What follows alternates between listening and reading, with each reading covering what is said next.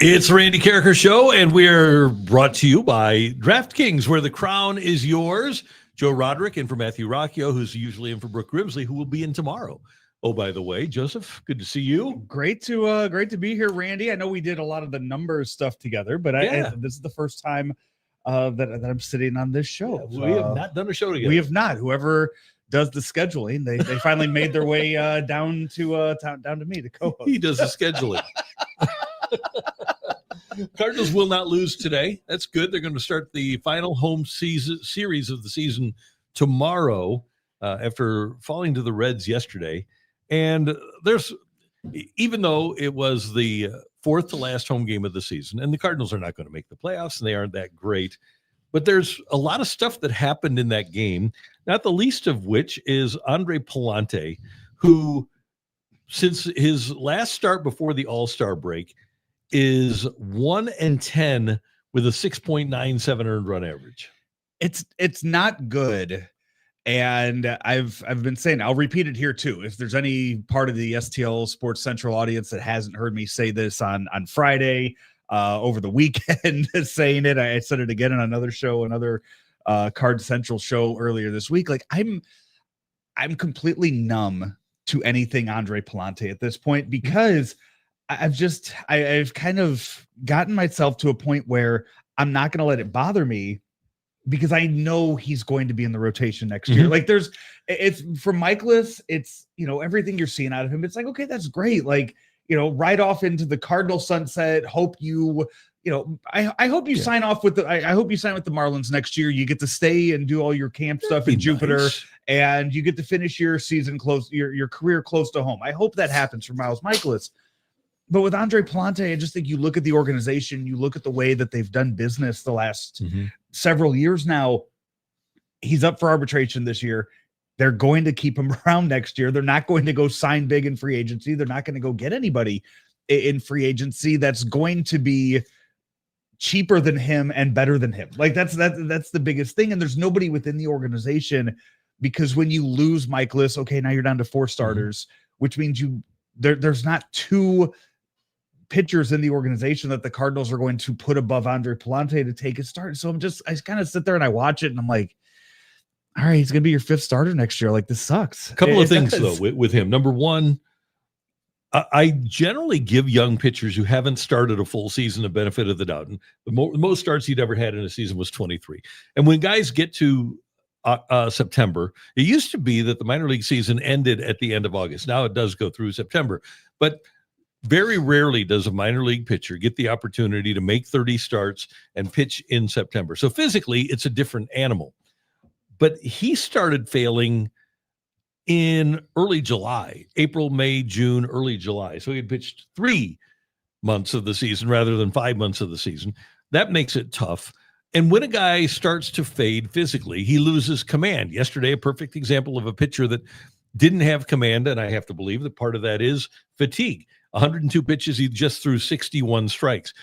And we know, because we've seen it for a couple of years, that he can pitch. I just think right now, looking at it, and I agree with you, I think he'll have an opportunity to be in the rotation next year, but I think that he might serve the team better as a relief pitcher, and I think he might be better served as a relief pitcher. So you're going to have Liberatore, you're going to have McGreevy. I would hope that you would get Leahy an opportunity to start. Michaelis is not going to be here. I wonder if they trade Gray, and if they get a young middle of the road guy, maybe somebody will still perceive, like the Giants or the Braves, Gray as a front of the rotation guy. So you can get a guy that's on the edge of being a major league pitcher. You aren't going to get a star for Sonny Gray, but at some point, as you said, they aren't going to spend big money. They need to find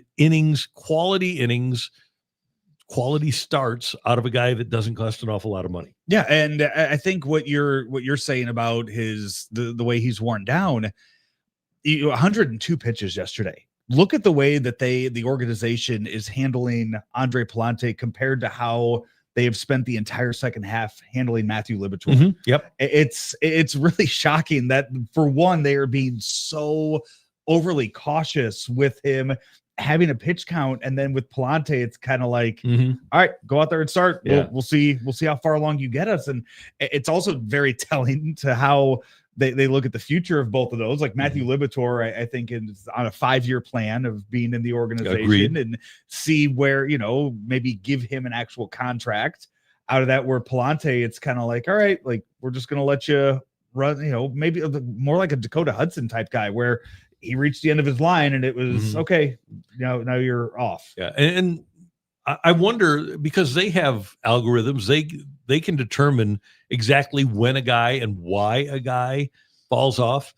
And I'll have to ask around if they still look at Pallante as a guy who could be a 30-game starter. He's going to start 30 games this year, but can he be an effective 30-game starter? And what happened at midseason to cause him to fall off? Now, we can blame Pallante for yesterday because it was not good.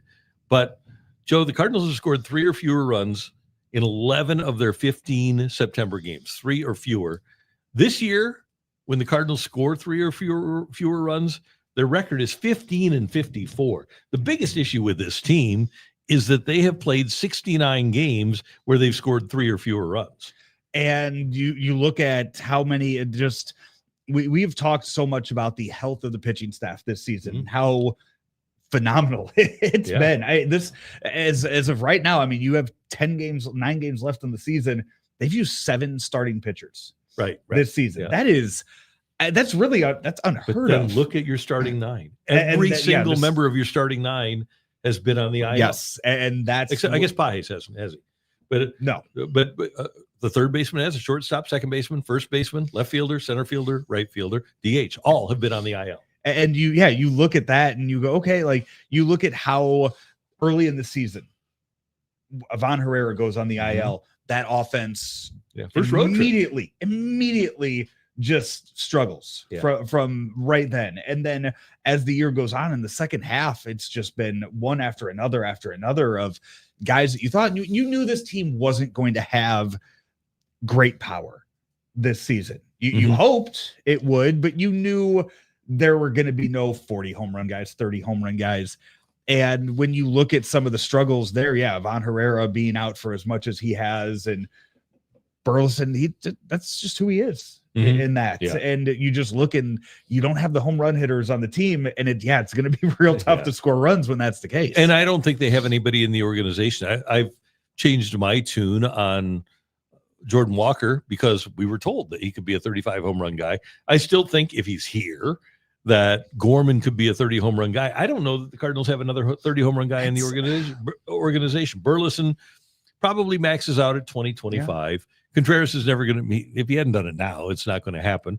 Neither of your middle infielders, even Weatherholt, aren't going to be a 30 home run guy. You don't think so? No. I mean, for what we've been told about him. Yeah, I think he'll be in the 20s, I would think. Gorman's the guy. Gorman would be the guy. Gorman's career high, from a few years ago? 27. Yeah, he got up to 20. At-bats. Yeah, so Gorman has the capability of that. Walker, for as hard as he hits a baseball, and I know that they've messed a lot with his swing over the years, but he hits the ball harder than, he's top 10 in baseball when it comes to how hard he hits a ball. There's no reason those shouldn't leave the yard. So I don't know if you just tear that all the way down to the ground and build it back up and start with, maybe you send him to the Arizona Fall League this year and you say, hey, go there and just hit home runs.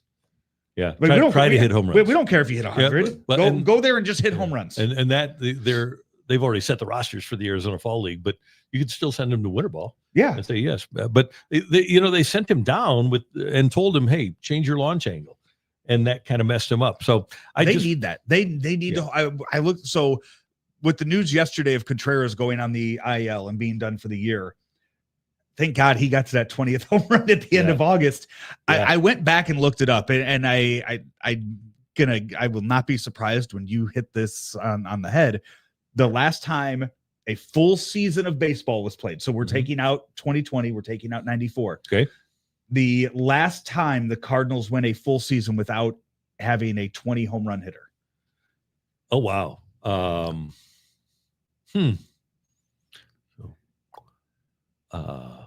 Well, it seems like Ray always did. Boy, maybe I think Guerrero had in 89. They maybe 86.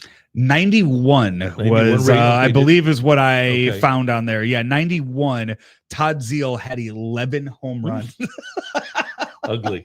So, and that was, we brought this up on the post-game show yesterday. Ray Lankford had more triples that year than Todd Zeile had home runs. So that's and that was another retool, and that's where they are right now. This from you, Mom. Burleson or Herrera could get to 30 if they got in a little better shape. I think Herrera's capable of that. Burley's fine. He is what he is. He's showing you exactly what he is, and it's good, right? And he showed you last year exactly what he is. And this is the same year. That's what made me. I was so frustrated going into spring training this year when you talked about this runway and it was, we're going to give Gorman all these at bats. We're going to give Walker these at bats. Where Nootbaar is going to be the star. And you look at all this stuff and going into spring training, like going into the games, I got the feeling that Alec Burleson was not a guaranteed starter going into that. And he had to earn his spot last year. And that frustrated me because what the hell did Alec Burleson need to do in 2024 to not automatically earn a starting spot on this team this year? I think it was the runway thing. And he did start on opening day. Remember, he beat out. And that's the thing. He had to earn it. Gorman. But that's because they wanted to give Gorman and Walker as much runway as they could. And Gorman was still working on his swing. He had spent the offseason working on the swing with Brant Brown, and they still weren't happy with it. They never did get happy with it until June. So Burley is good. You just don't want him as your 3 or 4 hitter. He's just not an anchor. Absolutely. That's 100%. And that's the issue that the Cardinals have, is that they don't have that oomph guy. They don't have that anchor guy where you say, okay, that is the guy that I want to be at the plate when I have 2 runners on and I'm down by 2 in the 9th inning. That guy that you say, okay, well, he can walk up to the plate and hit a home run for you, but I don't think the Cardinals have that guy. So they're going to have to manufacture runs. They're going to have to score runs in a different manner. All right, Graham, we appreciate your optimism. I'm an optimist, not a pessimist, already ready for pitchers and catchers to report in February. The regular season's not even over yet. Come on, let's go to San Francisco and Chicago. Are we not going to enjoy October baseball? The Cardinals aren't in it, but I can't wait to see. You watch highlights of the Phillies-Dodgers series now? Yep. And the Giants play the Dodgers starting tonight. Yeah, like you go watch highlights from that. That very well, I mean, could be your NLCS. Yeah. Between that, and you're getting it a couple weeks early. You're getting a preview of that. Yeah. And it's fun. Not only that, I mean, the Phillies clinched a playoff spot against the Dodgers and celebrated right in front of the Dodgers. Yeah. For that. That was, I mean, that's great to go piss off the Dodgers and make that series even more fun. Right.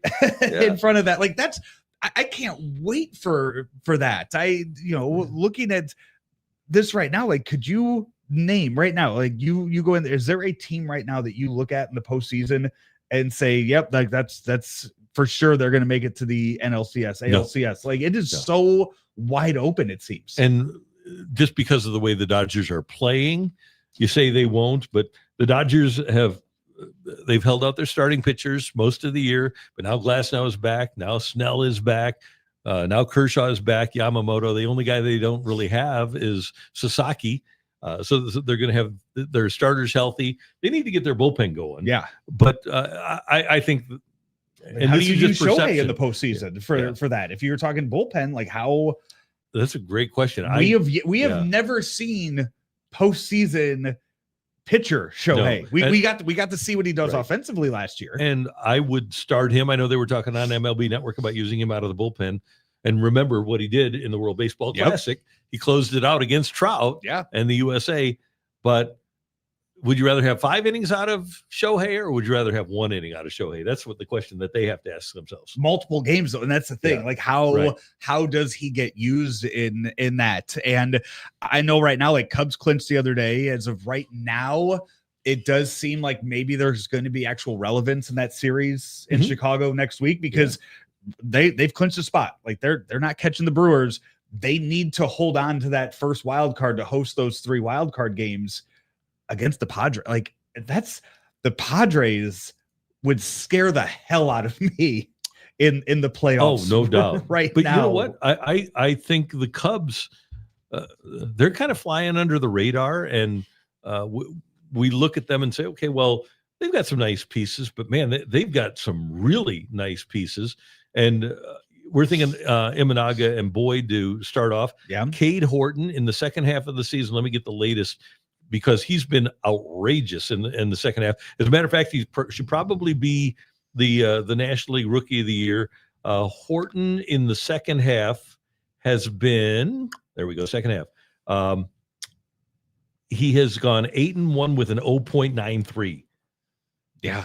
And so that's your game 1 starter for the Cubs, and 8-1 and an 0.93 plays against the Padres. And I'm with you. I think the Padres, and especially with the way that Mike Schultz can manipulate a bullpen, and they're loaded with bullpen guys, I think that has a chance to be a hell of a series. Yeah, and that's one right there where you talk about how important it is to have that first round bye, like the Brewers. And I guess I haven't looked at the actual standings for where the Phillies and Dodgers Phillies are in second. And how far ahead are they? Let me get that for you. It was pretty, I got it here. But yeah, it's, and do the Dodgers try hard in the last week of the season? And that's like, okay, and that's, do we have the numbers yet? Like, have we had enough seasons of it to figure out if that first round bye and getting out of that wild card is helpful? It was bad last right. Week. Every team with the bye, all 4 of them lost in the first series. And how many years of stats do we need on something like that to kind of figure that out? I mean, it's like the college football playoffs last year, like all the teams with buys, like they had to restructure how that worked, because all the teams with buys are losing. And by the way, Philadelphia is 5.5 ahead of the Dodgers. Okay. Cubs are only 2.5 back, but they're going to be a wild card team. So it doesn't matter. And then the Padres only trail by 2 in the West. In the West. Yeah. So that's a fun last week to where so Phillies and Brewers right now, like, do those teams need those 5 extra days off? Or do they want them? Do you want to face the Cubs or Padres coming in hot after winning a big series like that against a tough team, and then they come right into you to play you in a 5-game series? Like, I still like the idea of resting my bullpen and setting up my starting rotation. I would, yes. It does you give me the option to have my number 1 going against your number 3 in game 1, I will take that every single time, especially if my number 1 is as good as Sanchez has been this year. Like, I'll take that if I'm the Phillies. So, okay, let's get back to the Cardinals for a second, because right now the bullpen has only 2 relievers with more than 2 years of service time, Romero and Jose Alcala. So the rest of your guys, and you've got definitely some arms. You've got Riley O'Brien, and you've got Swanson down there. You've got Graceffo down there. You've got some people that have ability. At least they can throw hard. I wonder if it makes sense, if the Cardinals are going to spend any money at all, and I don't know if they are, but one of the things that you can get inexpensively is bullpen pieces. And it might behoove Chaim Bloom and this organization to go out and get 2 or 3 experienced bullpen arms, because they got rid of 3. Matz, Helsley, and Maton were their 3 most experienced relief pitchers. They got rid of all 3. So if you're going to spend any money at all, and $2 million is a drop in the bucket. Heck, they were paying Helsley 8, so that's 10 right there. And then Matz was making 11. That's $21 million bucks that they were spending on those guys this year. If you're going to have the same budget next year, and you might not, but if you're going to have the same budget next year, go out and get a $10 million starter, and then get a couple of $5 million relief pitchers. Absolutely. And you look, and we have no idea. We have no clue what the Chaim Bloom mindset is going to be. But I would think if you're going to take anything away from Mo's last season, is that he was able to go out and sign Phil Maton for $2 million and get something for him at the end. $2 million was nothing, and you got something for him at the end of it. That's not a terrible business plan to have when you look at that, and when you look at how it worked out. Are there those pieces out there? And then you look, we didn't know who the hell Matt Swanson was. Right. Back in That was a great February. trade. That was a great Mo trade. Paul DeYoung for Matt Swanson. Right. We didn't know who that was at the beginning. Even going into spring training, we didn't know anything about him. And I don't think anybody looked at that and said, yeah, hey, at some point, he's going to have 25 straight appearances with one earned run up until yesterday. As a matter of fact, I think, Joe, right now, if I were to pick a closer for opening day of 2026, I think Swanson would be it. As a closer? For the Cardinals, yeah. Is there somebody, you got O'Brien, you got Romero. They've done it this year. So I think I kind of give it to them first because they've pitched in those closer roles this season. And one thing the Cardinals, if we're going to go out and get relievers, you got to get a lefty reliever, because especially if Romero is going to be your closer, you need to have somebody to get out those left-handed hitters that the Dodgers have or the Reds have.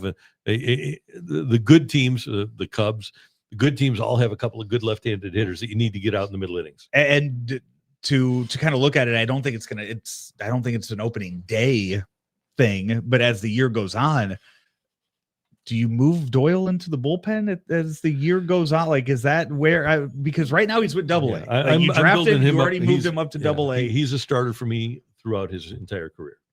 And I would sooner, if he's in AAA next year, I would sooner have him ready to go as a starter in August or September. And because I'm not winning next year, there's no reason to have him in the bullpen next year. I think that there are some scouts out there that I think had him pegged as a closer.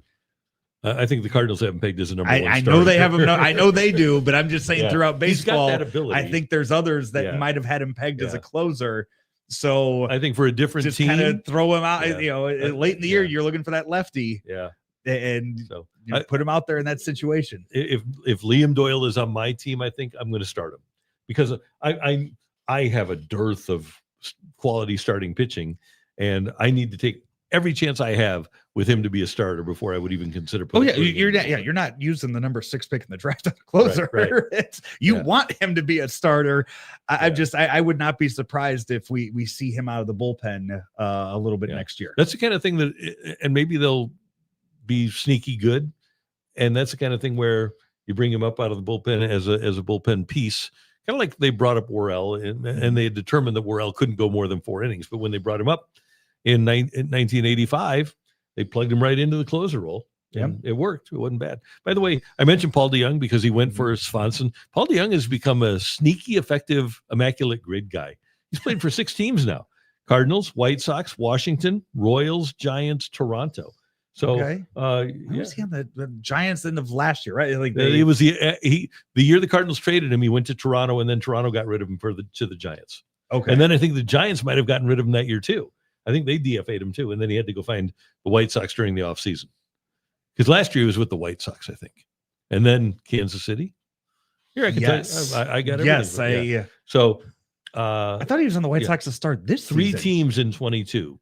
So Cards, Blue Jays, Giants, or 23 rather, and then 24 he was with the White Sox and the Royals, and then 25 Washington. As I was going through yesterday, trying to find that last year that they had under 20 home runs for a guy, like seeing some of those names pop up, seeing Paul DeYoung pop up as the leader, as the team leader in home runs. How about Jed Jerko's year with 30 home runs? That one, I completely forgot about RBIs. That. I think Belliard led the team one year I think. Oh, because he was only here for half a year.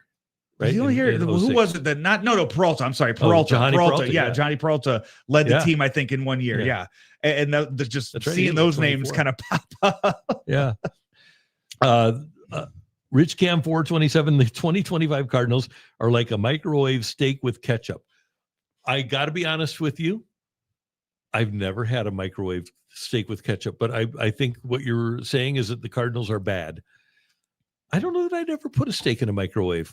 If you have to reheat steak, like get a frying pan and like do 5 minutes over medium heat on each side. Don't reheat a steak in the microwave. No. Yeah. If you have an air fryer, do it that way. Slice it up ahead of time. Yeah. You slice it up into strips ahead of time. You pop it in the air fryer for a little bit. Yeah, that's a good play. Mason Windu, when do you guys think the Cardinals will hold their first major after-season press conference with Bloom in charge? After the World Series? No, I don't think so. I think that will be, I would guess it'll be after they get back from Chicago, probably maybe the Tuesday after, because we all know what's happening. And I can tell you that Chaim Bloom has a very defined idea as to what he's going to do, and he's going to share that with you. He's going to actually exhibit an idea of what the Cardinals' vision for the long term is. And I think they want people to know what that vision is ASAP, because they don't want these bad failings to linger. They know, number one, that nobody's coming to games, and number two, that people do have bad feelings about the team. And I think organizationally, and this is every part of the organization, baseball, non-baseball, whatever it is, they want the fans to be aware of what the vision is, because the vision will make sense to you once they actually voice it. Yeah. So I think they want to get to that as soon as possible. I'm looking here. So the wild card games start on Tuesday. Mm-hmm. So I would think you get that done Monday. You get it done to where it's an off day for everything. You just get everybody back in Chicago, right? Yeah. So, and I don't think. I wonder if Mo will even travel. I bet he probably won't even travel to for that last trip. They were talking about it on the broadcast yesterday. The Chip and Brad were talking about Mo and this being his last homestand with the Cardinals. I don't think they will do anything to acknowledge him this weekend. I wish they would, and I wish I knew that fans would actually appreciate all of the wins. Like if there was a way to at least say, look at all of the wins, look at all of the playoffs that they were in during his time, show on the screen the good acquisitions that he made, and just say, hey, remember, he did a lot of good for this organization. I think the people that are going to go to the trouble to go to Sunday's game, they're aware of that. This is not going to be a casual crowd. It's not going to be a social media crowd. It's going to be the hardcore fans, the people that are really behind the team. And those people are generally pretty cordial, even when they're in a bad mood. So I would think that if he is introduced, and I'm like you, I don't think he will, but I think that he will, he'll be treated well. We get this from Cole Bassett's Left Foot. Will Chaim Bloom be a guest on this show? I'm betting that he will. I'm guessing that we will we'll be able to get him here on STL Sports Central. Stay tuned. Yeah. I'm just a guess. So thank you, Cole Bassett's Left Foot. Thanks for being with us every day. Graham, might be delusional of me, but I think the org will actually take the feedback seriously, and Chaim will be transparent and consistent. I think that's already been determined. Yeah, I think that they took note of the way that, and that press conference at the end of last year was kind of a disaster because they didn't allow Chaim to talk.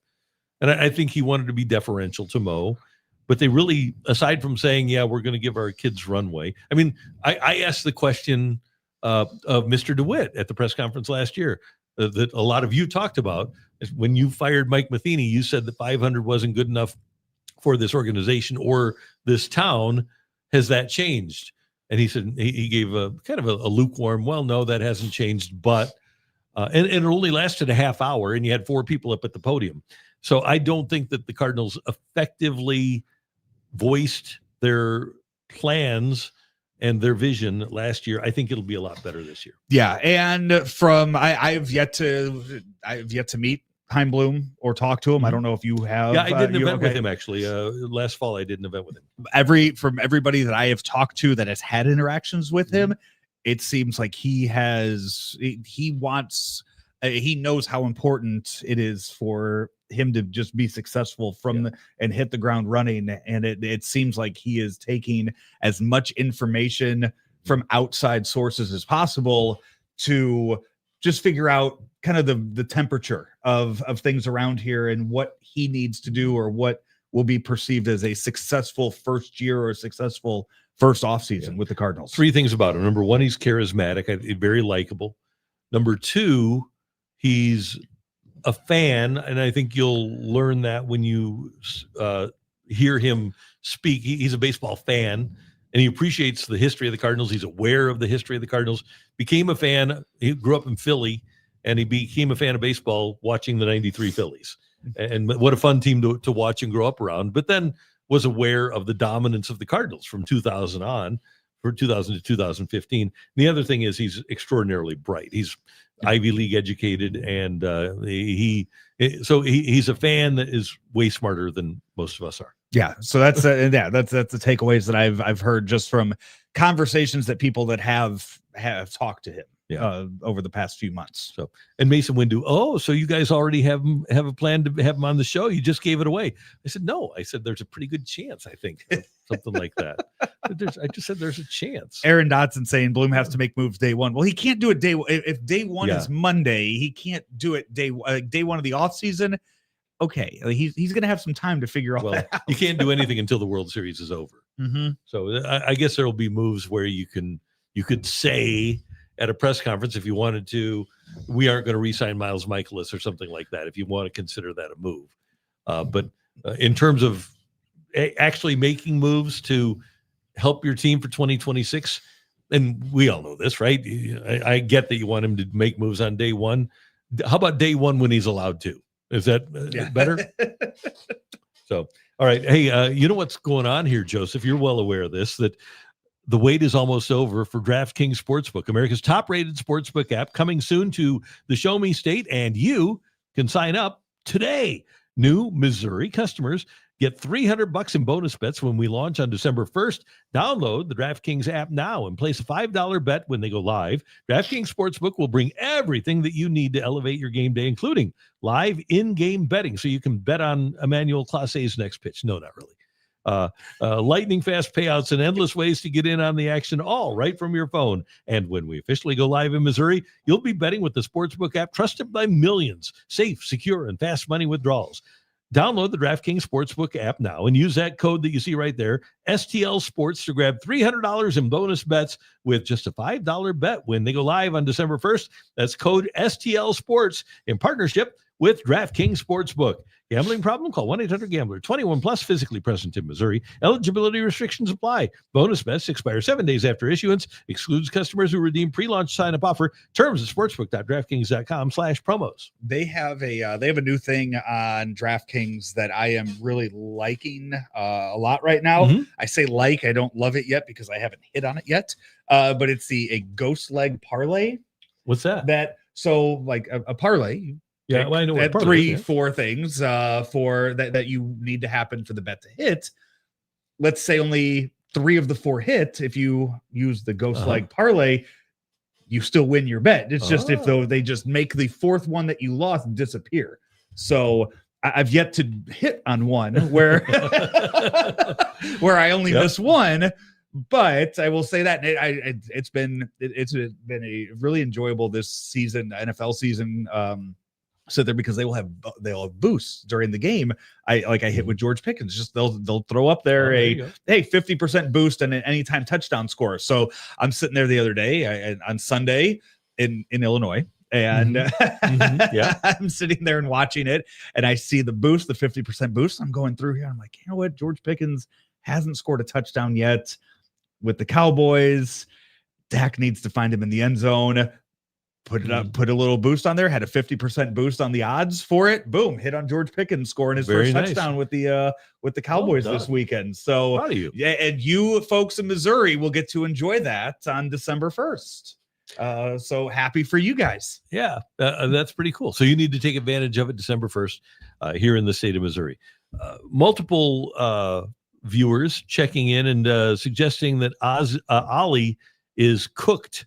Rich Cam 427 and somebody else talked about Ollie. Cooked means they're in trouble. Randy, yeah, I coach 12-year-olds in baseball, and I hear that a lot. Cooked. That's what cooked. Yeah, that they're in trouble. I do not think Ollie is cooked. I don't think so either. Sorry, chat. That's another one I hear a lot. Yeah, I would think that right now he's actually probably in pretty good shape. Now, I do think that the Cardinals, and I know Ollie doesn't care about this. He legitimately doesn't care about whether he goes into next year in the last year of his contract or not. But I think, especially when you have a young team, You don't want players to be able to say, that guy's not going to be here next year anyway, so I'm not going to do what he says. I think you got to give that guy a little bit of juice within the clubhouse. So I think the Cardinals, if they aren't going to get rid of Ollie, and I don't think they should, I think they should give him an extension. Even if I would love for the Cardinals to finish one game over 500, and you just use that. And I think you sit there at that press conference that maybe happens on September 29th on that Monday, and you kind of say, hey, look, we extended Ollie 2 more years because look what he did with what we gave him last year. Like he's done a good job. And we just mentioned every member of the starting 9 has been on the IL, and even though the pitching has been healthy, it hasn't been particularly great. There is nobody on this team, all due respect to Sonny Gray. And let's not compare this team to the Dodgers, but let's compare it to the Cubs. Where does Sonny Gray fit in a Cubs rotation? Does he fit ahead of Imanaga? Does he fit ahead of Boyd? Does he fit ahead of Horton? Is Sonny Gray their number 4 starter in Chicago, where they're the number 1 wild card team? I would say that's probably the case. Man, the thought of Sonny Gray pitching in Chicago, though, kind of scary, and having to prepare for those Friday afternoon starts. Oh man, for that, that's a nightmare scenario there. I don't think he would ever approve a trade there. No, but I'm just saying, in terms of quality, though, if he's the Cardinals, and he is their nominal number 1 starter, although I would guess if the Cardinals would win a playoff spot, I would think they would start McGreevy in game 1, but that's an aside. They aren't going to win a playoff spot. But here's the thing that are we talking this year? Like this year, right now? I would start McGreevy in game 1. If they were in a playoff, like, do you think they baby Libator as much? Like, no. If they were serious about making a playoff run. Because that would be that. I would say, I mean, Sonny Gray was signed to be your number 1 starter, but Libator, and I think everybody knows how big of a McGreevy fan I am. Like, Libator seems like he would be that top of the line guy. And maybe the opponent determines lefty or righty, whether you go with him. But anyway, my point is that I think if you look at most playoff teams, Sonny Gray, if you only use 3 starters in the playoffs, Sonny Gray probably is not a starter for most playoff teams. One of your top 3, that'd be my guess. Like, if top 3, I would say. So he's definitely not for the Dodgers. I didn't want to compare him to the Dodgers. He definitely is for the Mets if the Mets would make the playoffs. Padres, you're probably not starting him ahead of Darvish, right? Nick Pivetta this year is 13-5 with a 2.81. You probably don't start him ahead of Cease, even though Cease has a losing record, but he's a strikeout guy. Michael King has struggled lately, but he's got a 3.84. And then Darvish has a high ERA, but Darvish has the postseason pedigree that you're looking for. So San Diego, San Francisco, they're on the precipice. They're 2 games behind, but Verlander has been electric in his last 11 starts, and he certainly, Gray doesn't start ahead of Logan Webb or Robbie Ray. The Brewers, he's not in the top 3 for the Brewers.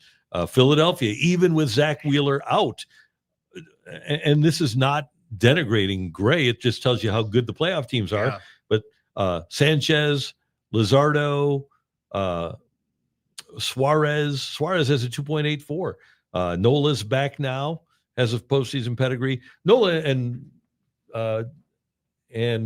Sonny right now might be a coin flip. And this isn't actually as much a Gray problem as it is what's beyond a Sonny Gray problem. Does he start ahead for the Yankees? Would he start a playoff game for the Yankees? Rodon obviously is going to start ahead of him. Fried is going to start ahead of him. So is he better than Clark Schmidt? I think Will Warren. Or Will Warren. Yeah. Is Warren. He better than Will Warren. Yeah. Probably even, although, probably pretty even. Although Will Warren was on a playoff team last year, and Gray has pitched on playoff teams. Although, the Yankees kind of told us they don't want Sonny Gray pitching in New York either. So he might. He just based on the quality of the pitcher, taking the outlying elements out of it, like having to pitch at Yankee Stadium, which he was an abysmal failure at. I think that he would be right there as a possible number 3 for the Yankees. Tigers? Jack Flaherty has really struggled. But their starting pitching has not been bad, and Skubal is going to be fine. Yeah, I mean, obviously not over Skubal, but right. As you look kind of down the list of. Yeah, Flaherty leads the American League in losses. Casey Mize, if he's healthy, would be ahead of him. And Olsen has a 3.15, but only in 68 innings. So, you'd probably start. I think you would, not probably. Sonny Gray at this stage of his career is better than Jack Flaherty. Yes. So, I would go with that. So, so he can start for the Tigers, but most playoff teams, and that's where the Cardinals are. They need to stock the front end of their rotation so that Sonny Gray wouldn't have to start a game 1, but then they have to fill in behind. If he's your number 3, I think you're okay. Right. But you don't want to have him be your number 1, and he's not a number 5. You just, and that's, when you start the season next year, if he's your number 3, then you got something. If I don't know if you still got something, but I think if you start the year like that's, and it's telling me, okay, we liked what, Libator, we think he got stronger, allowing him to pitch the whole year and extend it out to whatever he's going to end with 140, 150 innings. If you could sign Dylan Cease, and I know Dylan Cease has had a bad year, but Dylan Cease is a good pitcher. If you could sign Dylan Cease and you'd have Cease, Libator, McGreevy, Gray as your top 4, I'll take my chances. Need to see a whole lot of improvement out of that offense. Well, just with my pitching, With my pitching, I would take. You do need a ton of improvement out of that offense, no doubt about it. And as you Mama says, Gray is a number 3 starter if your offense has Stanton and Judge. Not wrong there, you Mama. You're exactly right. It helps to have Stanton and Judge on your team. A couple of other things here. Jack Flaherty had an awesome outing this week. He was really good yesterday. But I think long term, based on what we saw last year in the postseason and what we saw from him last year and this year, I don't think Flaherty is anything above a number 4 guy. No, and which is surprising because it felt like he had a lot of pressure on him to be an ace. In St. Louis, and he was for half the season. Yeah, he was, and then he never found it again. And then you look at where he went off to. He didn't have to be an ace in Detroit. Mm-hmm. He doesn't have to be an ace in LA when he was with the Dodgers.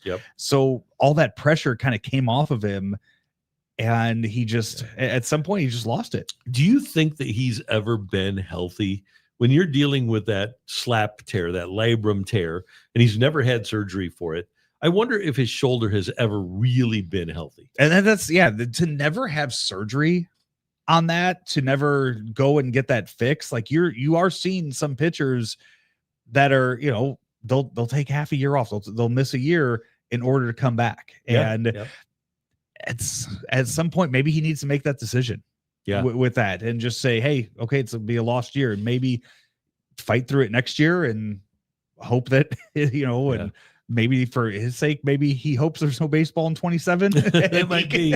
He can get a 2-year deal though. Flaherty yesterday, by the way, did take the loss, his 14th of the year, but he went 5 innings, allowed 1 run on 3 hits, walked 4, struck out 4, threw 95 pitches. That's another thing with Jack, is that he's just so inefficient. He throws 20 pitches an inning. Yes. And that's a hard way to win when you're throwing 20 pitches an inning. Yeah, that's was his problem here in St. Louis. And that's the problem when you think you have strikeout stuff, you are going to throw a lot of pitches trying to get those strikeouts. And it's maybe not his game anymore. I'm a big fan of Enrico Palazzo. Love your anthems. He says, I consider McGreevy and Libby 4-5s until they get more experience. Pallante is a 6. Here's the thing about that. The Cardinals won a World Series in 1982 with Joaquin Andujar, Bob Forsch, and then rookie Dave LaPointe and rookie John Stuper.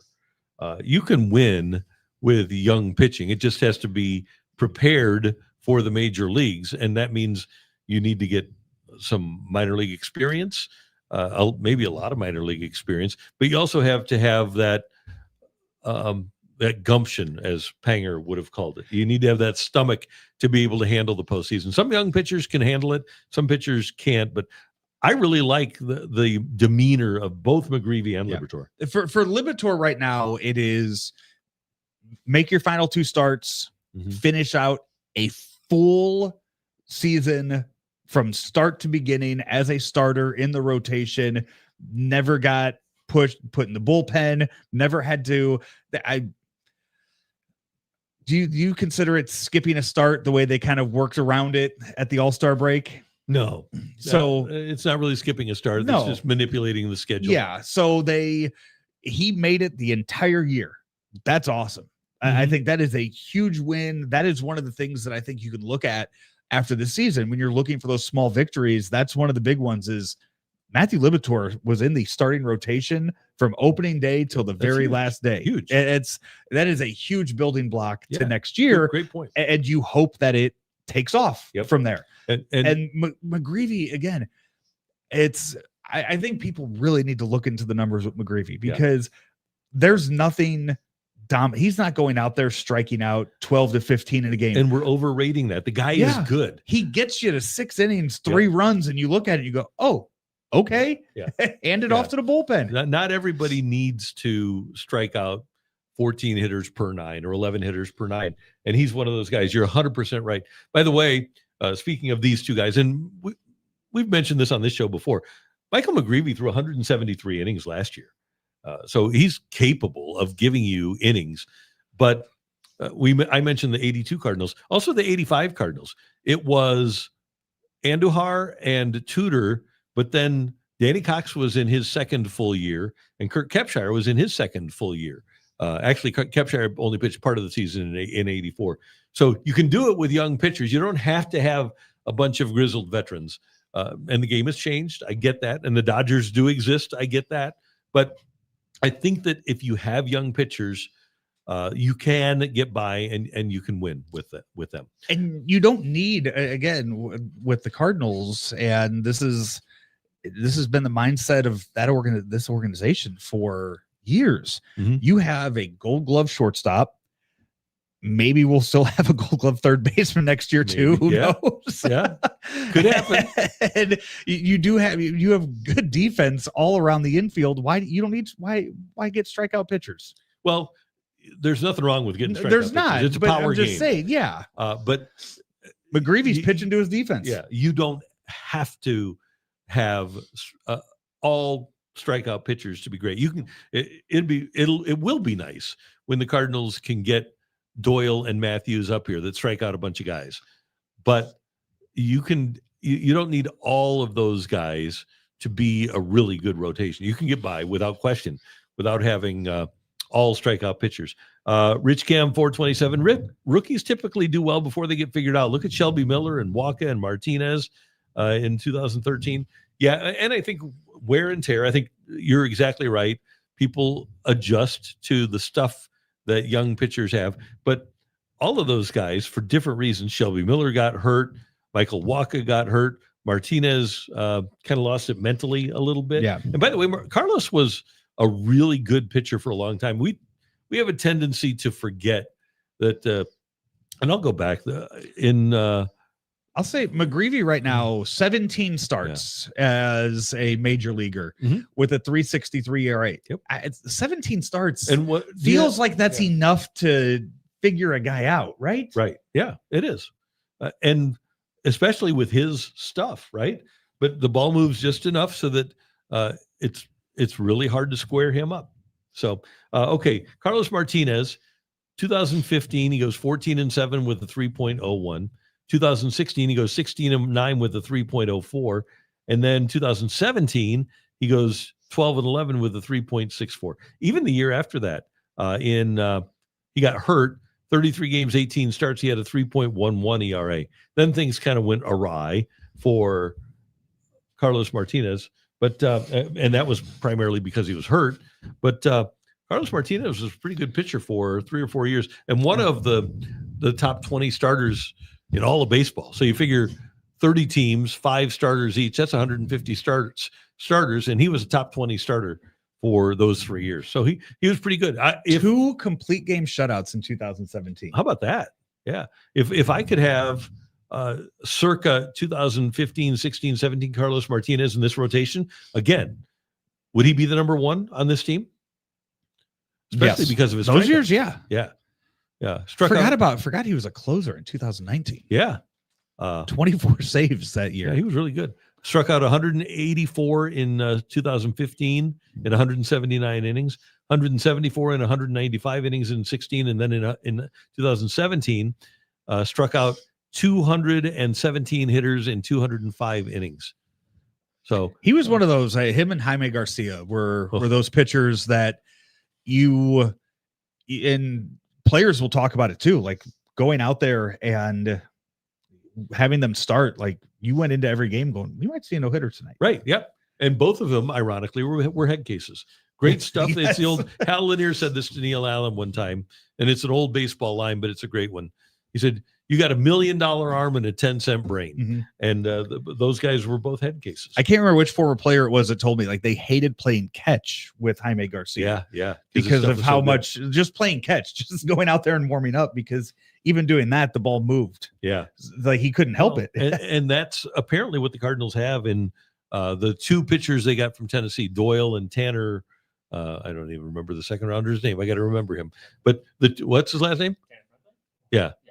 Those 2 guys, I think the Cardinals have some guys that have the ability to miss bats. And you always like to have that on your squad. But next year, and Joe has mentioned this, we're talking all about pitching, and you need pitching. That's how you ultimately win a World Series. But can this offense be fixed with the guys that are on hand?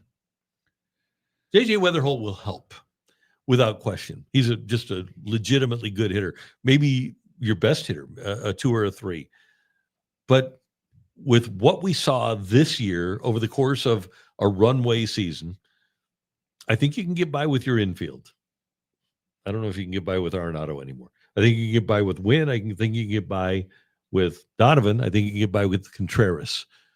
Is there an outfielder that you feel good about where you say, okay, that guy's he's a lineup guy for a playoff team?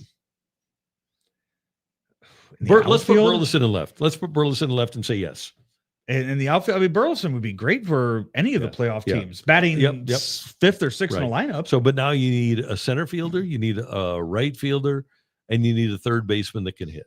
I would say, I mean, Victor Scott right now, when we start watching all of these other teams in October, you will see some of them that have a very similar Victor Scott in their lineup.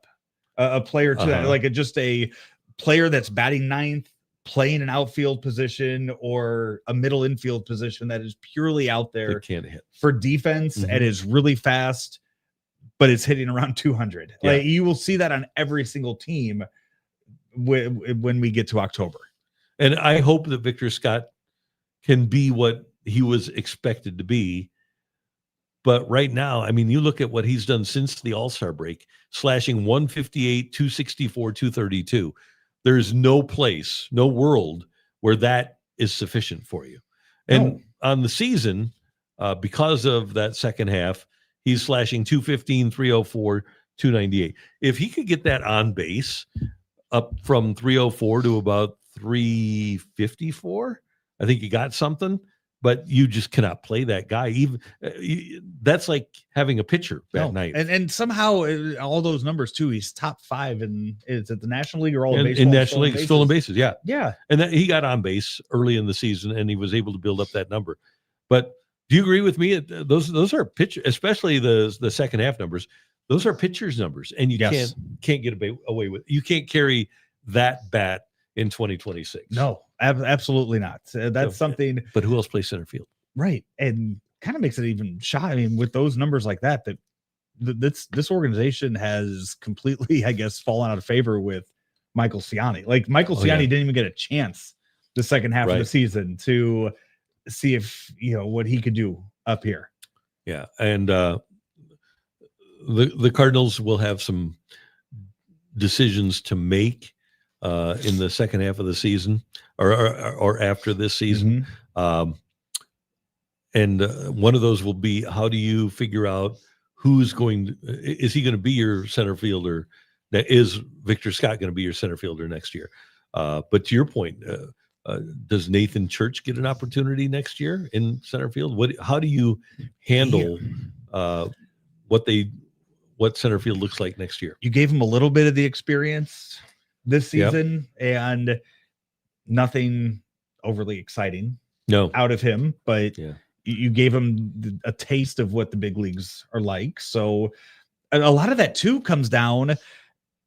Are you going to be able to move Nootbaar this offseason? Yep. If you can't move, and if they can't move Lars Nootbaar, if they can't move Nolan Arenado this offseason, you're stuck. You're still in the same position that you're in right now. You are. By the way, Ciani in the minors this year. Let me get you his AAA numbers. I would guess that he'll be a guy when you need to protect people after the season from the Rule 5 draft, that he'll wind up being a guy that is not on your 40-man.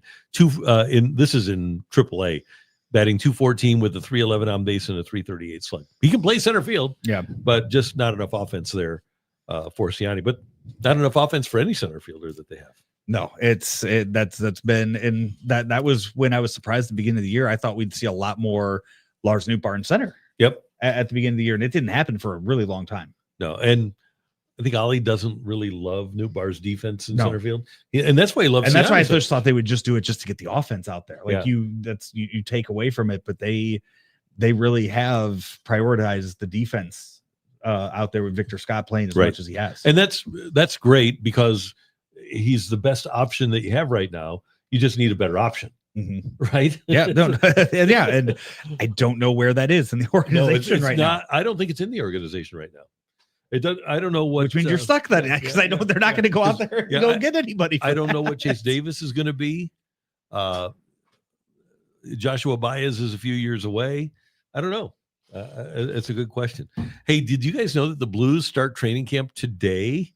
And Doug Armstrong, who's put together a young team. The Blues blueprint, different sport, but the Blues blueprint has been exemplary in using free agency and acquiring young players. When the Blues did the sell-off a few years ago, when they got rid of O'Reilly and Vladimir Tarasenko and Barbashev's, that trade didn't work out very well. But when you had the sell-off and got draft picks out of it, all those draft picks are in camp with the Blues now and have an opportunity. But the other thing the Blues did is their young players, and the Army talked about this, we're going to hear him in a second, but people like Robert Thomas, who had won a Stanley Cup, and Kyrou, who had the desire to win, a guy like Jake Neighbors, who's hugely competitive.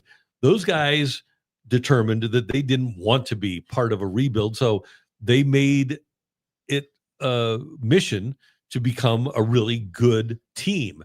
And Armstrong talked about the youngsters yesterday before training camp started. That Monty's going to have a full training camp to get us ready. I think one of the things you want to be careful against is when you finish as strong as you did, that you think that that's going to be a natural carryover. One thing you understand over time is that, like, Mayu doesn't care how we played, Suter doesn't care how we played, Bukes doesn't care how well we played at the end. So we have to build our own team again.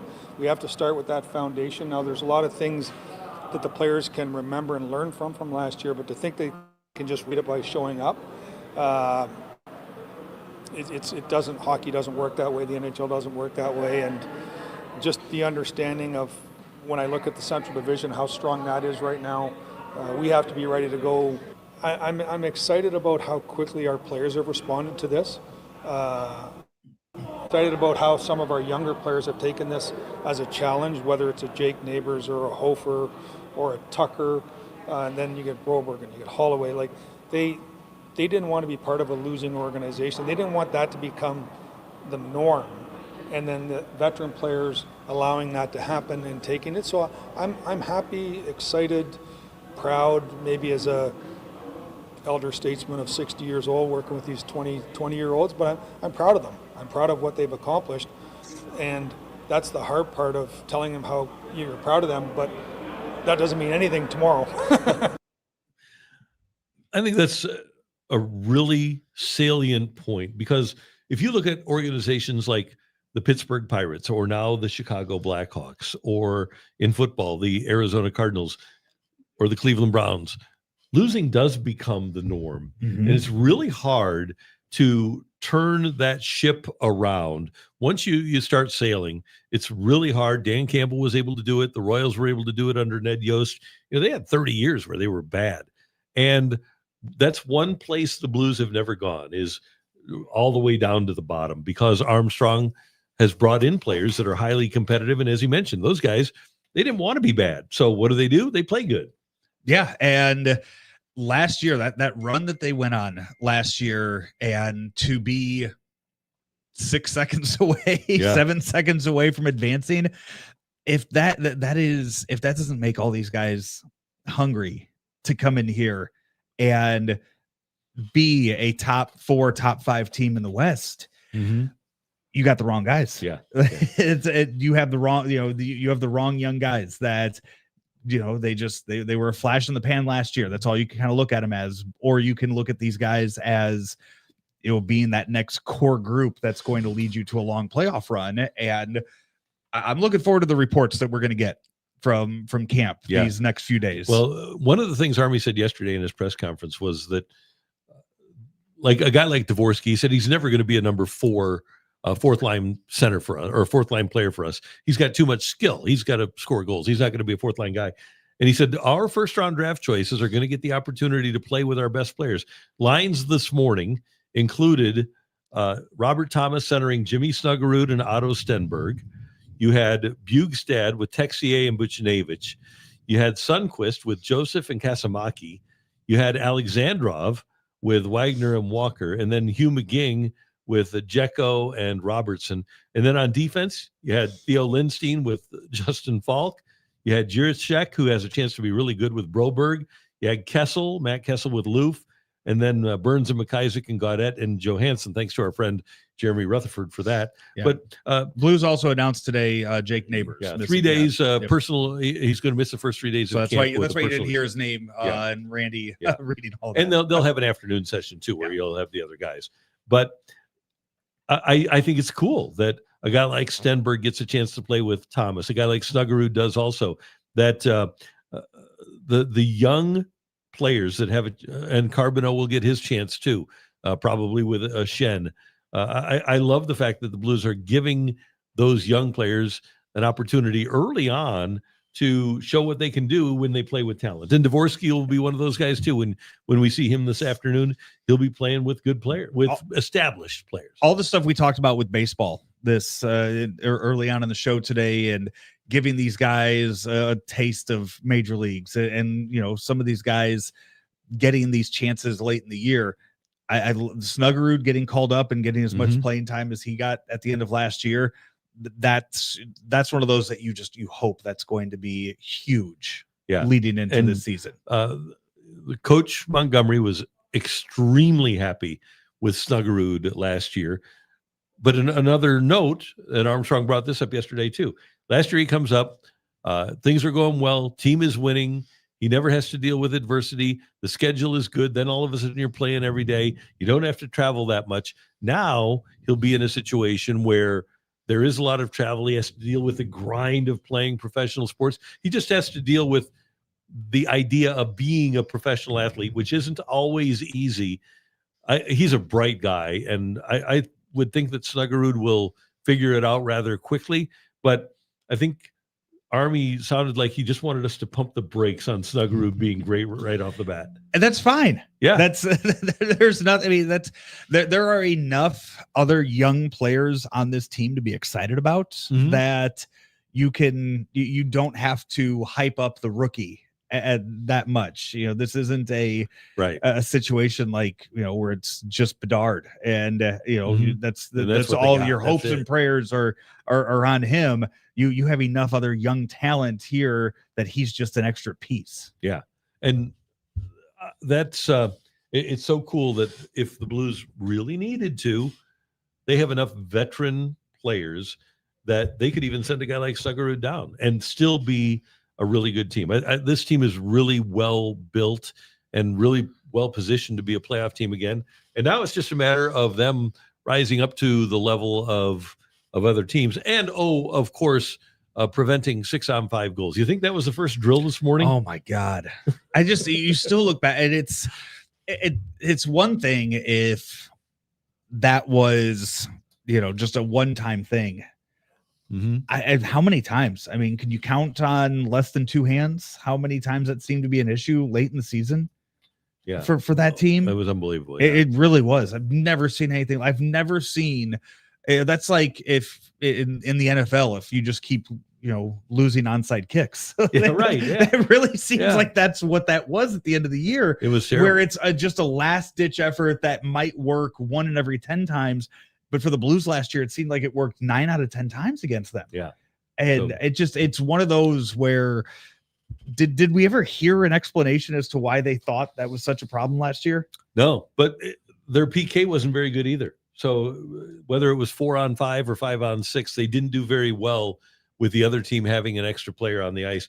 And I have to believe that is one of the first things that Monty is going to work on. And also remember that when Jim Montgomery was in St. Louis as an assistant coach, they had one of the best power plays in the league. Yeah. I bet you that returns. And I know that he's got the same staff coming back that he had last year, but he's a really bright mind in hockey, and he'll find out quickly who's capable of what, and they'll discover ways to make this power play effective. And ultimately, if you have a great power play and you have a great penalty kill, you're well on your way to being a good team. Yeah.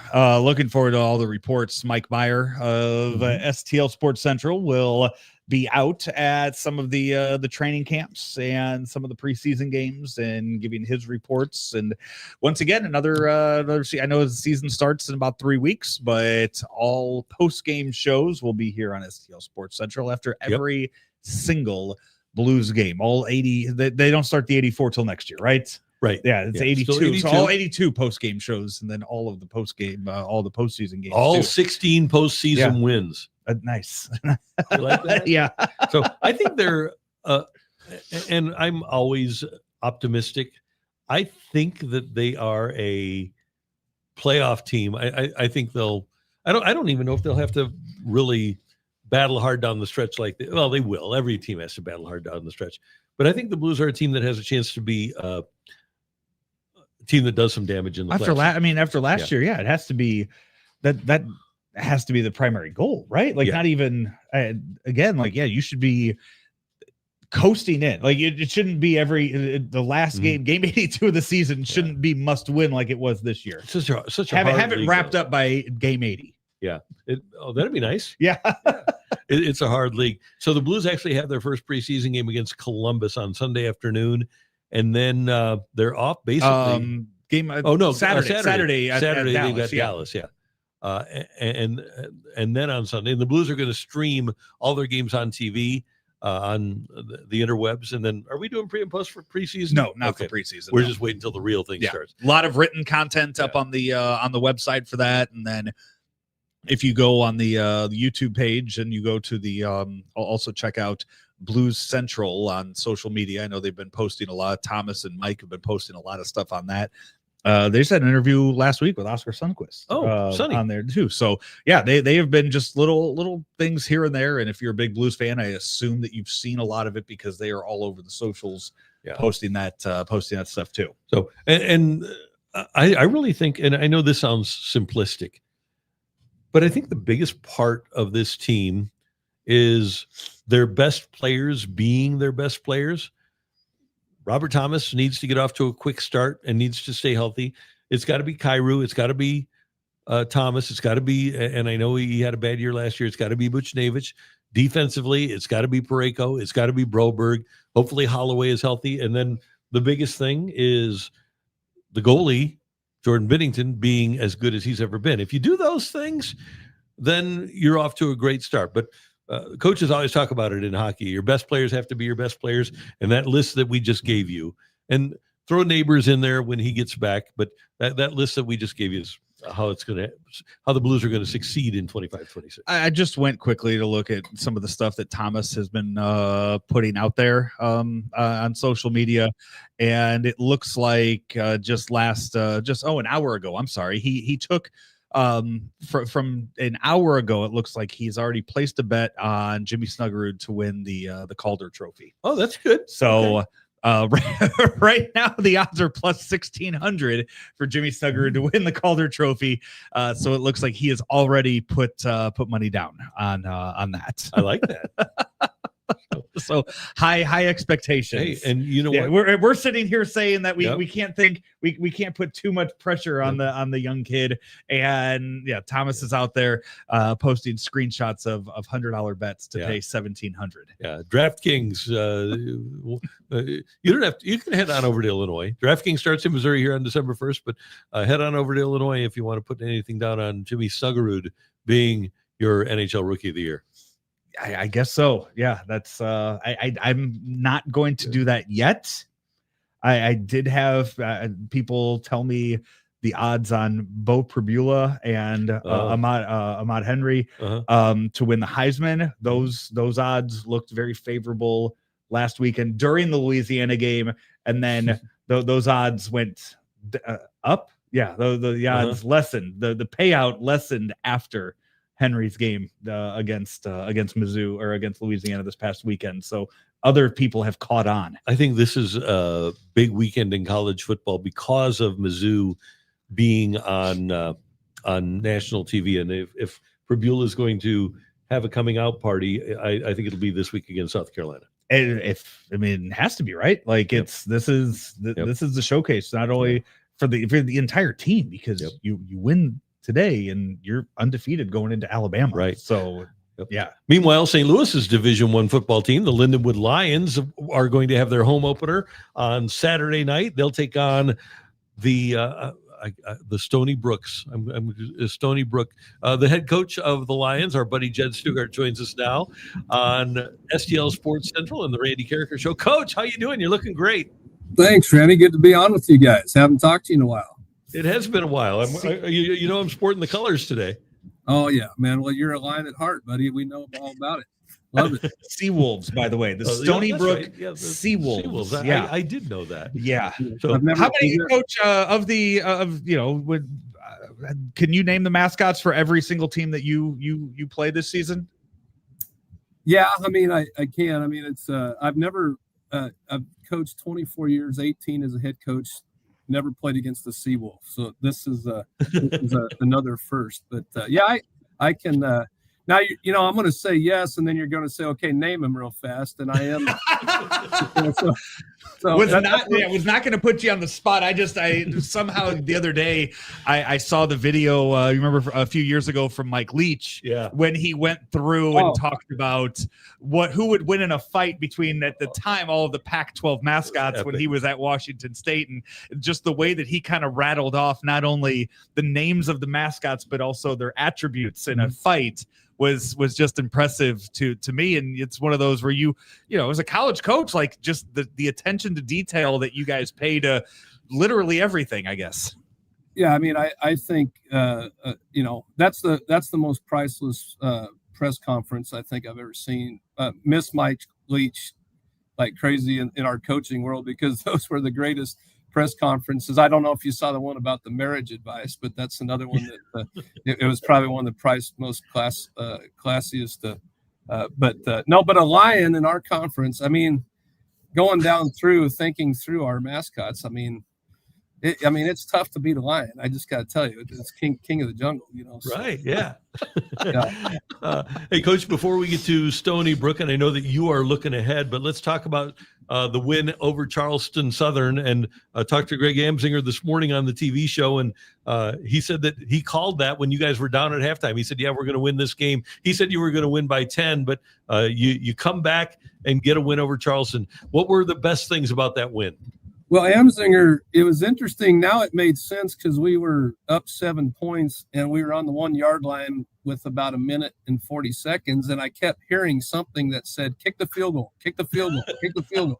And so now it made sense because we won by, we were up 14 at that time, and that's why it made sense. But no, that was probably some of the best 3 quarters of football that we've played, because we didn't play in the first quarter, and so I think a lot of lessons that we've been learning with this team early in the season, and we're hoping. And that was another one. I think I never talk about things that I think. I don't want to put things in kids' heads, but yes, I think, we've traveled over 4,000 miles in 3 weeks, 3 plane trips, and you start to worry a little bit as a coach. You got to start trying to figure out ways to protect just fatigue, travel, legs, all those things, injuries. So everybody travels, but yeah, going 3 on the road is tough. I felt like that pregame, that first quarter, you could see a little bit of that. And we didn't have the energy, I thought, in that first quarter. And then once we started, a couple guys started to make some plays, we got some energy. We scored in the second quarter. Somebody showed me an interesting screenshot. I think in the second quarter, with 13 minutes into the second quarter, I think they had a 95% chance of winning based on whatever those analytics are in the ESPN deal. And so it was great. I mean, to see our guys take that momentum and then rattle off 35, it's 35 unanswered points, is pretty impressive of our guys to be down 21-0 and then come back and fight back on the road and against a really good football team. So I was really proud of them. And yeah, I mean, to start the first 3 weeks at home or on the road, after that, to get the win in that, knowing that you're going to be back on campus this week, like just to breathe in a huge sigh of relief, like how does that mindset go into week 4 now, knowing that you're going to be back at home finally? Yeah.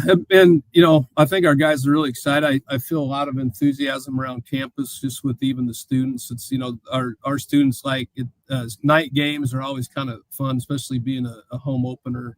And we anticipate that energy and excitement of playing home. But, as coaches, we're always trying to look out ahead of, but that even poses other potential distractions when you're playing at home, because now we're home for the first time, and that means families, the kids, everybody's trying to get tickets, hey, this first time playing in front of this, so we're talking all week about just making sure we're not the excess noise that comes with even a home game.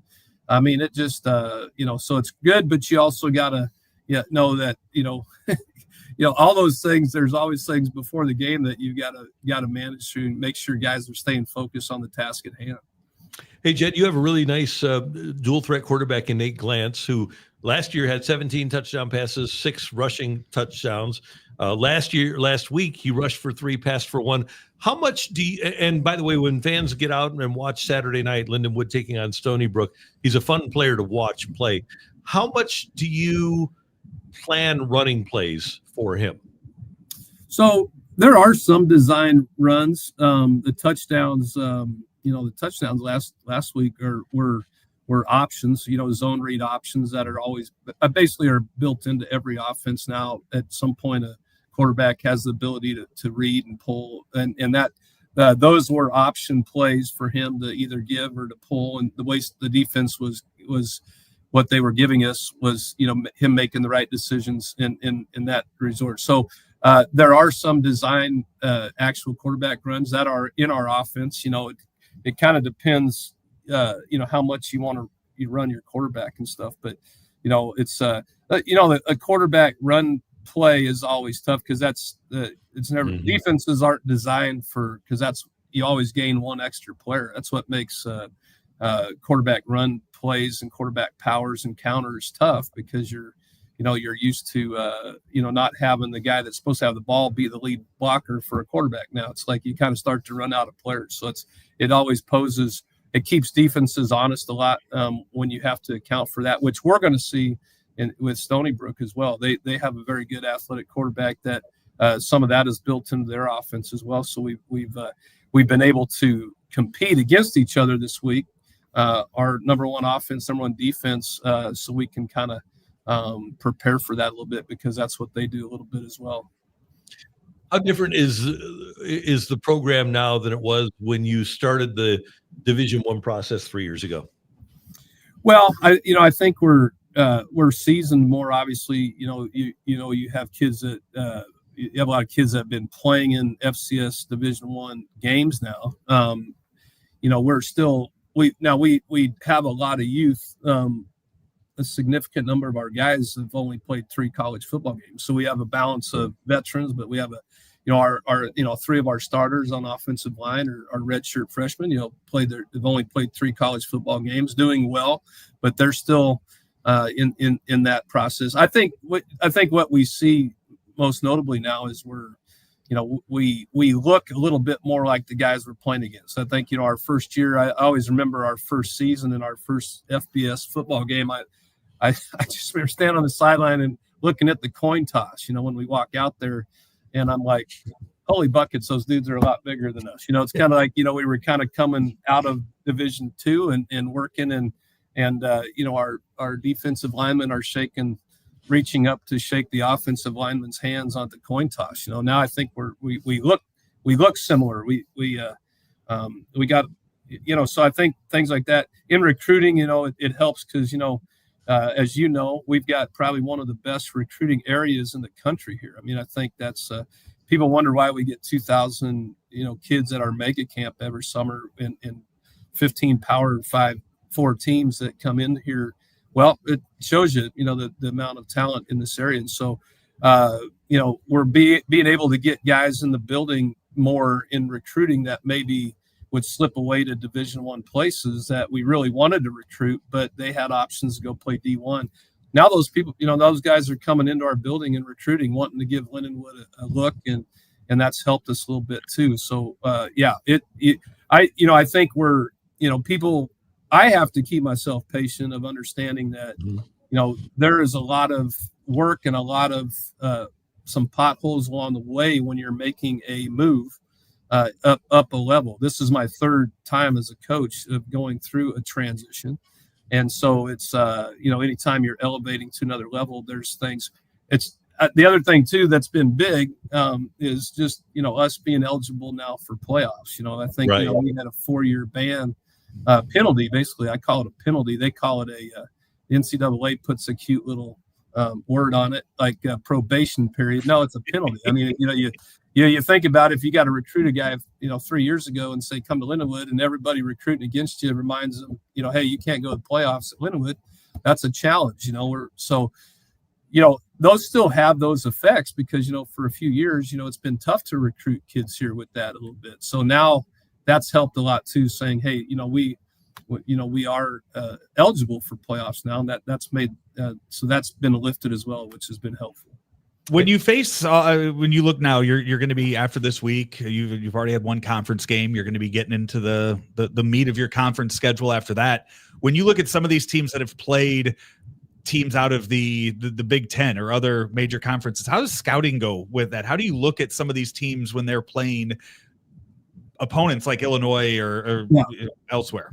Well, typically you want to we're going to try to go, most of our film is going to try to go back to teams that of the same division, because obviously there is a different skill set at the FBS Power 4 level, and we know that, but we still watch that game. We're going to see the plays that they're running, but the reality is some of those things can be skewed a little bit as far as, successful plays or just because that's what it is. Just like with us playing Appalachian State, I'm sure, Stony Brook's probably spent more time watching last week's game and maybe week 1's game more than maybe what we because obviously our offense production was a lot different in the last week than it was against App State.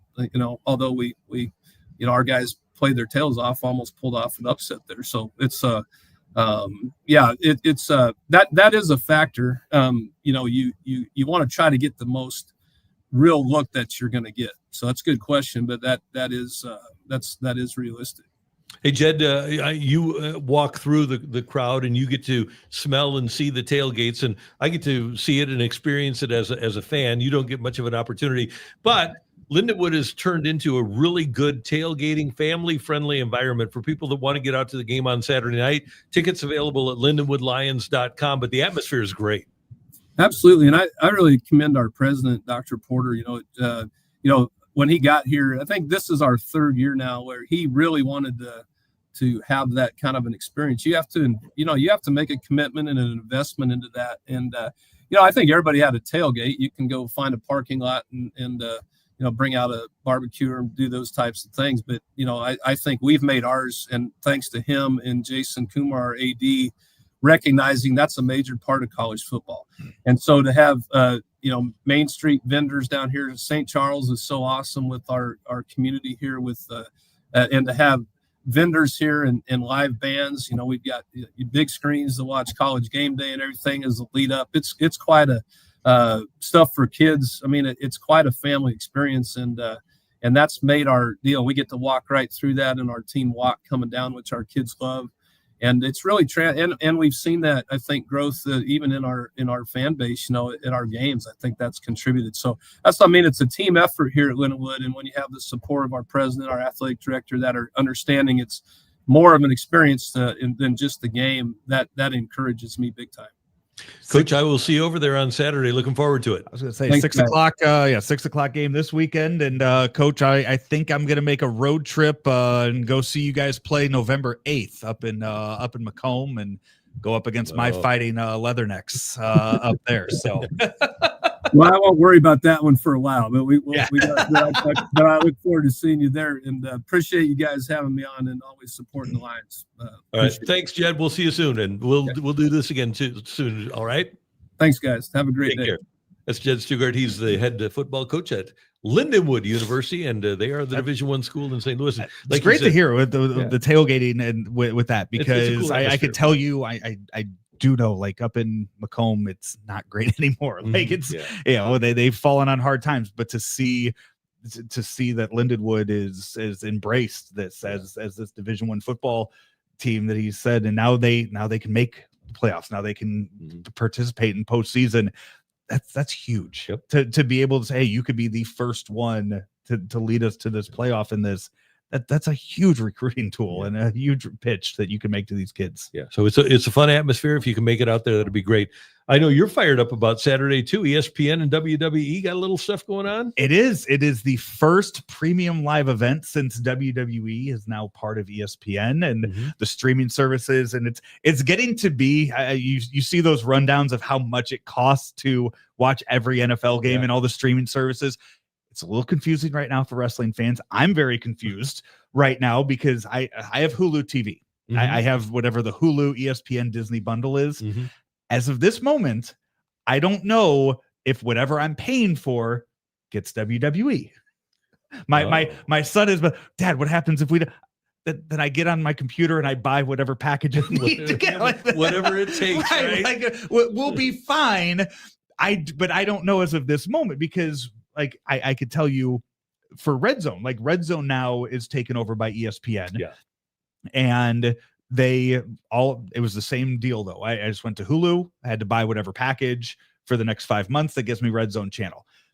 But what I am looking forward to is seeing just the production value, because when WWE went to Netflix back in January, you did see this boom in production value and a difference of how they're going about it.